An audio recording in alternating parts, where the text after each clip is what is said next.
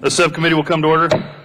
First, let me welcome FEMA Administrator Fugate, Mr. Dayton, Secretary of California Emergency Management Agency, and all of the distinguished witnesses, and thank them for their testimony today.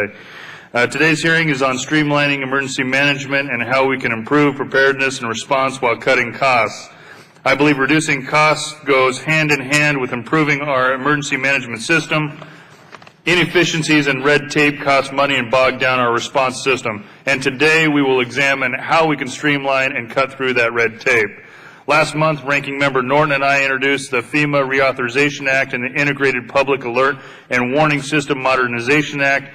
As our committee reviews these important pieces of legislation, we must ensure we don't just reauthorize the same old ways of doing things, but ensure we're learning from past disasters and making reforms that are much needed. FEMA was originally created in 1979 by executive order and operated for nearly 30 years without explicit authorization in statute.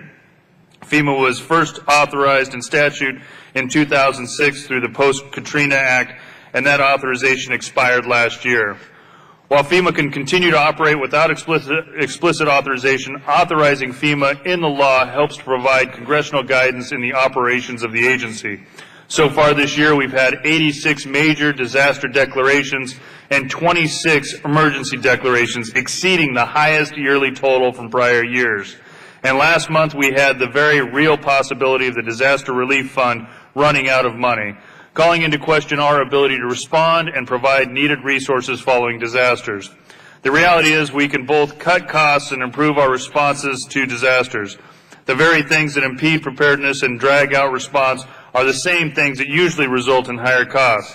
For example, the longer it takes to push disaster aid out the door, the longer it takes communities to recover, meaning we are spending more money in rebuilding and administrative costs.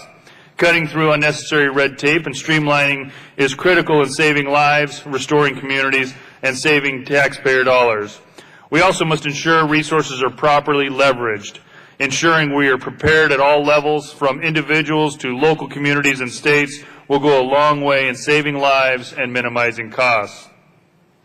The Urban Search and Rescue System and the Emergency Management Assistant Compact, reauthorized in our legislation, both provide, with small investments, significant capacity at the state and local levels for resources to be leveraged.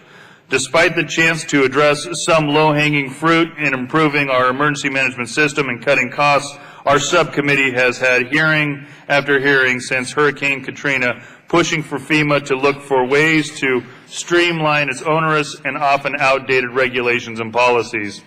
Many of FEMA's regulations and policies have created so many hurdles and so much red tape that communities devastated by disasters have often found it frustrating to navigate the process.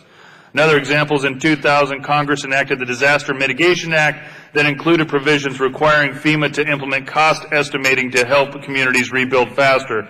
By all accounts, this one change could help streamline one of FEMA's key disaster assistance programs. However, it's now 11 years later and FEMA has yet to implement those provisions. I also understand FEMA is engaged in a bottom-up review of its public assistance program. However, we have not yet seen results from this review. While I'm pleased these steps are being taken, I'm worried these actions have taken just too long. With high unemployment, budget deficits, and everyone having to tighten their belts, the red tape is just too expensive.